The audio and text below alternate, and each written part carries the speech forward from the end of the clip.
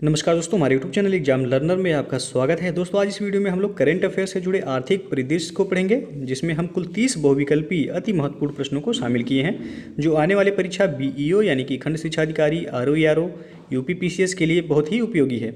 आप लोगों को पता होगा, इकोनॉमिक के सेक्शन से ज़्यादातर करंट अफेयर्स से जुड़े ही प्रश्न पूछे जाते हैं। इस वीडियो के बाद एक और पार्ट इसका हम लेकर आएंगे, जिसमें सभी आर्थिक परिदृश्य को कंप्लीट करा दिया जाएगा।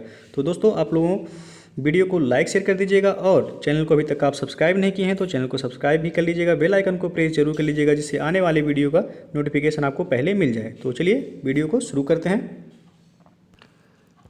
तो आर्थिक परिदृश्य का पहला प्रश्न है, 3 जून 2020 को केंद्रीय मंत्रिमंडल ने आवश्यक वस्तु अधिनियम में संशोधन को मंजूरी दी है। इनमें से किसे आवश्यक वस्तुओं की सूची से नहीं हटाया गया है?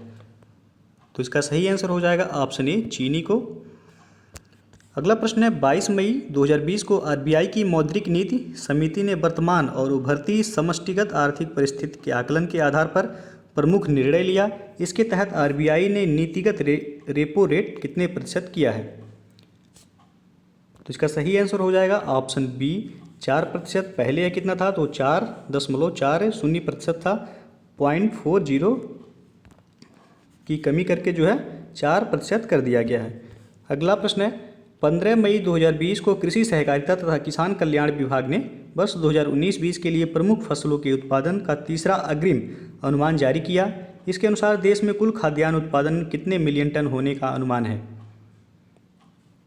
तो इसका सही आंसर हो जाएगा ऑप्शन ए, 295.67 मिलियन टन। अगला प्रश्न है, 6 मई 2020 को प्रतिष्ठित अमेरिकी पत्रिका फोर्ब्स द्वारा भारत के 100 सबसे अमीर व्यक्तियों की सूची 2020 जारी की गई। इस सूची में किसे शीर्ष स्थान प्राप्त हुआ है? तो इसका सही आंसर हो जाएगा ऑप्शन बी, मुकेश अंबानी को इस सूची में शीर्ष स्थान प्राप्त हुआ है। अगला क्वेश्चन है, बजट 2020-21 में कृषि, सिंचाई और ग्रामीण विकास के लिए 16 सूत्री कार्य योजना हेतु कुल बजट आवंटन है। तो इसका सही आंसर होगा ऑप्शन ए, 2.83 लाख करोड़ रुपए। अगला प्रश्न है, बजट 2020-21 में कृषि ऋण का लक्ष्य तय किया गया है, कितना? तो इसका सही आंसर हो जाएगा ऑप्शन बी, 15 लाख करोड़ रुपए कृषि ऋण का लक्ष्य तय किया गया है। अगला प्रश्न है, बजट के 3 प्रमुख घटक कौन कौन से हैं? तो इसका सही आंसर होगा ऑप्शन ए, बजट के 3 प्रमुख घटक हैं आकांक्षी भारत, सभी के लिए आर्थिक विकास तथा जिम्मेदार समाज। अगला प्रश्न है, केंद्रीय बजट 2020-21 में पीपीपी यानी कि triple P public private partnership model में राज्यों के सहयोग से कितने नए स्मार्ट सिटी विकसित करने का प्रस्ताव है? तो इसका सही आंसर हो जाएगा ऑप्शन ए, 5 नए स्मार्ट सिटी विकसित करने का प्रस्ताव है। अगला प्रश्न है, बजट 2020-21 में समग्र स्वास्थ्य के लिए कुल कितने करोड़ रुपए का आवंटन किया गया है? तो इसका सही आंसर हो जाएगा ऑप्शन सी, 69,000 करोड़ रुपए समग्र स्वास्थ्य के लिए बजट 2020-21 में आवंटन किया गया है। अगला प्रश्न है, टीबी हारेगा देश जीतेगा अभियान के तहत तपेदिक को समाप्त करने का लक्ष्य कब तक रखा गया है? तो यह वर्ष 2025 तक रखा गया है। ऑप्शन बी सही हो जाएगा यहाँ। अगला प्रश्न है, केंद्रीय बजट 2020-21 में स्वच्छ भारत मिशन हेतु कुल कितने करोड़ रुपए आवंटित किए गए हैं? तो इसका सही आंसर हो जाएगा ऑप्शन ए, 12,300 करोड़ रुपए स्वच्छ भारत मिशन के लिए आवंटित किए गए हैं। अगला प्रश्न है, बजट 2020-21 के अनुसार केंद्र सरकार को सर्वाधिक आय किस स्रोत से प्राप्त होता है? तो इसका सही आंसर हो जाएगा ऑप्शन ए, उधार और अन्य देयताएं से केंद्र सरकार को सर्वाधिक आय प्राप्त होता है। अगला प्रश्न है, बजट 2020-21 के अनुसार केंद्र सरकार के व्यय का सबसे बड़ा घटक कौन सा है? तो इसका सही आंसर हो जाएगा ऑप्शन बी से हो जाएगा, करों और शुल्कों में राज्यों का हिस्सा में केंद्र सरकार के व्यय का जो है सबसे बड़ा स्रोत है करों और शुल्कों में राज्यों का हिस्सा। अगला प्रश्न है, केंद्र सरकार के सभी घाटों में सबसे बड़ा घाटा कौन सा है? तो इसका सही आंसर हो जाएगा ऑप्शन बी, राजकोषीय घाटा। अगला क्वेश्चन है, केंद्रीय बजट 2020-21 में निम्नलिखित योजनाओं में से सर्वाधिक आवंटन किस योजना पर किया गया है? तो इसका सही आंसर हो जाएगा ऑप्शन बी, प्रधानमंत्री किसान सम्मान निधि योजना में सर्वाधिक आवंटन किया गया है। अगला प्रश्न है, बजट अनुमान 2020-21 के अनुसार मध्यावधि राजकोषीय नीति के अंतर्गत वर्ष 21-22 तथा 2022-23 तक राजकोषीय घाटे का अनुमान कितना है? तो यह है क्रमशः 3.3% एवं 3.1%। तो ऑप्शन डी यहाँ से हो जाएगा। अगला प्रश्न है, बजट अनुमान 2020-21 के अनुसार निम्नलिखित करों में से सरकार को किससे सर्वाधिक आय प्राप्त होगी? तो इसका सही आंसर होगा ऑप्शन ए, निगम कर प्लस आयकर से। अगला प्रश्न है, आर्थिक समीक्षा 2019-20 के अनुसार चालू खाता घाटा जो वर्ष 2018-19 में जीडीपी के 2.1% था, कम होकर वर्ष 2019-20 की प्रथम छमाही में कितना आ गया? तो इसका सही आंसर होगा ऑप्शन सी, 1.5% पर। अगला प्रश्न है, अक्टूबर 2019 में जारी वर्ल्ड इकोनॉमिक आउटलुक 2019 के अनुसार जीडीपी के संदर्भ में वर्ष 2019 में भारतीय अर्थव्यवस्था विश्व की कौन सबसे बड़ी अर्थव्यवस्था होगी? तो इसका सही आंसर होगा ऑप्शन सी, विश्व की 5वीं सबसे बड़ी अर्थव्यवस्था होगी। अगला प्रश्न है, आर्थिक समीक्षा 2019-20 के अनुसार जीडीपी के संदर्भ में वर्ष 2019 में भारत से बड़ी 4 अर्थव्यवस्थाएं कौन सी हैं? तो इसका सही आंसर होगा ऑप्शन डी, भारत से बड़ी 4 बड़ी अर्थव्यवस्थाएं हैं यूएसए, चीन, जापान और जर्मनी की। अगला प्रश्न है, आर्थिक समीक्षा 2019-20 के अनुसार वर्ष 2017-18 में सकल बचत जीडीपी का कितना प्रतिशत है? तो यह 30.5%, ऑप्शन ए से होगा। अगला प्रश्न है, आर्थिक समीक्षा 2019-20 के अनुसार वर्ष 2019-20 में चालू कीमतों पर प्रति व्यक्ति निवल राष्ट्रीय आय कितना है? तो यह है 1,35,050 रुपये, ऑप्शन डी से हो जाएगा। अगला प्रश्न है, दिसंबर 2019 में जारी मानव विकास सूचकांक 2019 की 189 देशों की सूची में शीर्ष देश नॉर्वे तथा अंतिम स्थान 189वें पर नाइजर है। इस सूची में भारत का स्थान कौन सा है? तो यहाँ आपको जो है 3 प्रश्न देखने को मिलेगा। मानव विकास सूचकांक में शीर्ष देश कौन सा है? तो नॉर्वे होगा। और अंतिम स्थान यानी कि 189वें स्थान पर कौन सा देश है? तो वह है नाइजर। और आपसे पूछा गया इस सूची में भारत का कौन सा स्थान है, यानी कि मानव विकास सूचकांक में भारत का स्थान कितना है? तो इसका सही आंसर होगा ऑप्शन ए, 129वां स्थान है। 2018 में 130वां स्थान था भारत का। अगला प्रश्न है, 7 जनवरी 2020 को जारी राष्ट्रीय आय के प्रथम अग्रिम अनुमानों में सकल घरेलू उत्पाद की वास्तविक वृद्धि का अनुमानित है?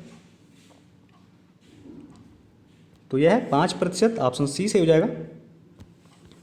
अगला प्रश्न है, वर्ष 2018-19 में वास्तविक जीवीए वृद्धि दर 6.6% अनुमानित थी, जबकि वर्ष 2019-20 के लिए अनुमानित है। तो इसका सही आंसर होगा ऑप्शन ए, 4.9%। अगला प्रश्न है, जनवरी 2020 में जारी राष्ट्रीय आय के प्रथम अग्रिम अनुमानों के अनुसार वर्ष 2019-20 के लिए स्थिर यानी कि 2011-12 एवं वर्तमान कीमतों पर प्रति व्यक्ति आय निर्धारित है। तो इसका सही आंसर हो जाएगा ऑप्शन डी से होगा 96,563 रुपये एवं 1,35,050 रुपये। अगला प्रश्न है, निम्नलिखित कथनों पर विचार करें। तो पहला है, दिसंबर 2019 में विश्व इस्पात संघ द्वारा जारी एक रिपोर्ट के अनुसार नवंबर 2019 में भारत के कच्चे इस्पात के उत्पादन में 2.8% की गिरावट दर्ज की गई है। दूसरा कथन है, वैश्विक स्तर पर इस्पात उत्पादन यानी कि नवंबर 2019 के अनुसार में 1% की कमी आई और यह 147.791 मिलियन टन दर्ज किया गया। तीसरा है, भारत और विश्व के उत्पादन में जहां गिरावट दर्ज की गई है, वहीं चीन का उत्पादन नवंबर 2019 में 80.287 मिलियन टन तक बढ़ा है। तो उपयुक्त कथनों में से कौन सा कथन सत्य है यह बताना है। तो यहाँ जो से हो जाएगा आपका ऑप्शन डी से हो जाएगा, उपयुक्त सभी कथन यहाँ सत्य हैं। यानी कि दिसंबर 2019 में विश्व इस्पात संघ द्वारा जारी एक रिपोर्ट के अनुसार नवंबर 2019 में भारत के कच्चे इस्पात के उत्पादन में 2.8% की गिरावट दर्ज की गई है, यह भी सही है आपका। और दूसरा, वैश्विक स्तर पर इस्पात उत्पादन में 1% की कमी आई और यह 147.791 मिलियन टन दर्ज किया गया, दूसरा भी सही है। और तीसरा जो है आपका, भारत और विश्व के उत्पादन में जहां गिरावट दर्ज की गई है, वहीं चीन का उत्पादन में 80.287 मिलियन टन का वृद्धि हुआ है। तो 1, 2, 3 जो है सभी सही हैं यहाँ। अगला क्वेश्चन है निम्नलिखित कथनों पर विचार करें। पहला कथन है दिसंबर 2019 में जारी विश्व की 100 सर्वाधिक शक्तिशाली महिलाओं की सूची 2019 में शीर्ष पर जर्मन चांसलर एंजेला मर्केल हैं। दूसरा, यूरोपियन केंद्रीय बैंक की अध्यक्ष क्रिस्टीन लेगार्ड को दूसरा स्थान मिला है। और तीसरा कथन है कि भारत की वित्त मंत्री निर्मला सीतारमण को 34वां, रोशनी नडार मल्होत्रा को 54वां तथा किरण मजूमदार शाह को 65वां स्थान प्राप्त हुआ है। तो उपयुक्त कथनों में से कौन सा कथन सत्य है यह बताना है आपको। तो यहाँ जो सही हो जाएगा आपका ऑप्शन डी से होगा, उपयुक्त सभी कथन यहाँ सही हैं। यानी कि दिसंबर 2019 में जारी विश्व की 100 सर्वाधिक शक्तिशाली महिलाओं की सूची 2019 में शीर्ष पर वह जर्मन की चांसलर एंजेला मर्केल रही हैं और यूरोपियन केंद्रीय बैंक की अध्यक्ष क्रिस्टीन लेगार्ड को दूसरा स्थान प्राप्त हुआ है और भारत की वित्त मंत्री निर्मला सीतारमण को 34वां स्थान मिला है और रोशनी नाडार मल्होत्रा को 54वां स्थान मिला है, किरण मजूमदार शाह को 65वां स्थान प्राप्त हुआ है। तो तीनों ही कथन सही हैं। अगला प्रश्न है निम्नलिखित कथनों पर विचार करें। भारत के एनर्जी बास्केट में प्राकृतिक गैस के हिस्से को वर्ष 2020 से वर्ष 2030 तक 6.2% से बढ़ाकर 15% तक करने का लक्ष्य निर्धारित किया गया है। दूसरा कथन है प्राकृतिक गैस वर्तमान में देश के कुल ऊर्जा खपत में 6.2% की हिस्सेदारी रखता है। तो उपयुक्त कथनों में से कौन सा कथन सत्य है। तो यहाँ से हो जाएगा आपका ऑप्शन सी से होगा, कथन 1 और 2 दोनों सत्य हैं। यानी कि भारत के एनर्जी बास्केट में प्राकृतिक गैस के हिस्से को वर्ष 2020 से वर्ष 2030 तक 6.2% से बढ़ाकर 15% तक करने का लक्ष्य निर्धारित किया गया है और प्राकृतिक गैस वर्तमान में देश के कुल ऊर्जा खपत में 6.2% की हिस्सेदारी रखता है। तो दोनों ही कथन यहाँ सही हो जाएगा आपका। और अगला क्वेश्चन है, लास्ट क्वेश्चन है ये, नवंबर 2019 में वित्तीय समावेशन पर जारी ग्लोबल माइक्रोस्कोप 2019 रिपोर्ट से संबंधित कथनों में से असत्य कथन बताएं। तो 4 ऑप्शन दिए गए हैं, इनमें से असत्य कथन बताना है, कौन सा होगा। तो कथन ए है, इस रिपोर्ट में वित्त के सबसे अनुकूल वातावरण के उभरते देशों में भारत का 5वां स्थान है। तो यह कथन सही है आपका। और बी है, भारत प्रथम 4 देशों में कोलंबिया, पेरू, उरुग्वे तथा मैक्सिको शामिल है। यह भी आपका सही है। सी है, यह रिपोर्ट UNDP द्वारा जारी की गई है। तो तीसरा कथन जो है यहाँ गलत हो जाएगा आपका। और चौथा दिया है, यह रिपोर्ट 55 देशों के सर्वेक्षण पर आधारित है। तो यह कथन आपका सही है, यानी कि डी सही है। तो आपका पूछा गया असत्य कथन बताएं, तो सी यहाँ गलत हो जाएगा। यह रिपोर्ट जो है द इकोनॉमिस्ट इंटेलिजेंस यूनिट यानी कि EIU द्वारा जारी किया गया है, न कि UNDP द्वारा। UNDP द्वारा जारी किया जाता है मानव विकास सूचकांक। तो आपका सी ऑप्शन यहाँ गलत हो जाएगा। तो दोस्तों ये था आर्थिक परिदृश्य से जुड़े कुछ महत्वपूर्ण प्रश्न। यदि वीडियो पसंद आया हो तो लाइक शेयर कर दीजिएगा और चैनल को अभी तक सब्सक्राइब नहीं किए हैं तो चैनल को सब्सक्राइब भी कर लीजिएगा, बेल आइकन को प्रेस जरूर कर लीजिएगा जिससे आने वाली वीडियो का नोटिफिकेशन आपको पहले मिल जाए। तो वीडियो को पूरा देखने के लिए बहुत बहुत धन्यवाद।